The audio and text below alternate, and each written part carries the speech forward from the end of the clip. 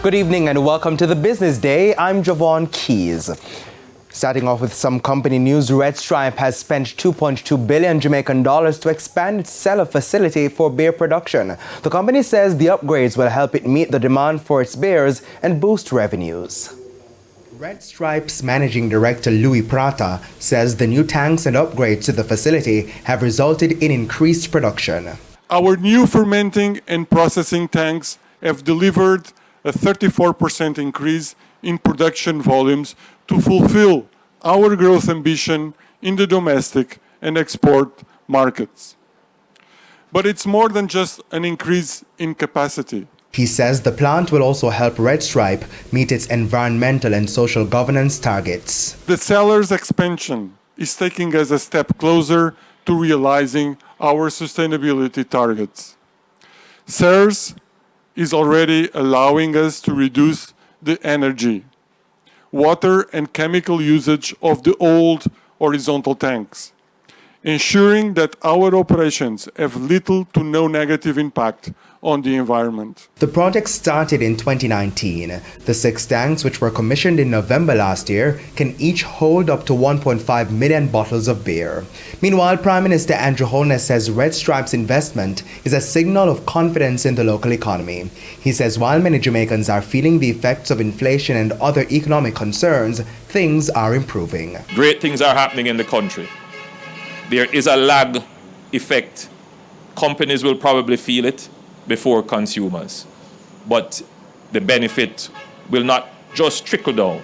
The benefit will flow through the economy so that everyone can genuinely and truly feel the effect of good economic management and good governance of the country and the economy.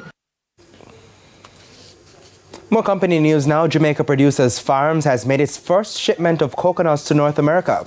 The company says it exported 3,000 coconuts along with green bananas. The shipment is scheduled to arrive in the last week of March. As in fact, this week, the company procured a Jamaica Agricultural Commodities Regulatory Authority JACRA coconut export license last year. JP Farms has over 1,000 coconut trees on over 50 acres of farmland in St. Mary. Last December, the company hinted at plans to export the produce to Connecticut in the USA, with plans to expand into other territories.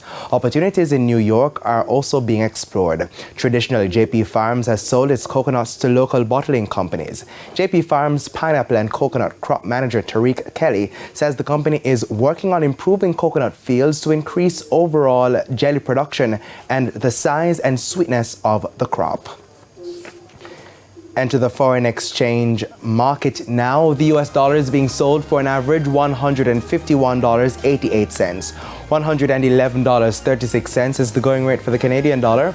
The going rate for the pound is $186.74, while it's costing an average $165.64. The JSE index advanced by 2,546 points, while the junior market index gained 39 points. Among the winners were AMG Packaging and Paper Company, Kelly Group, Portland JSX, Caribbean Flavors and Fragrances, G West Corporation.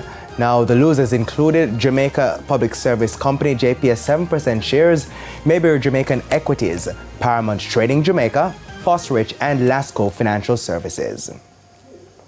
And that's the Business Day. I'm Javon Keys. Good evening.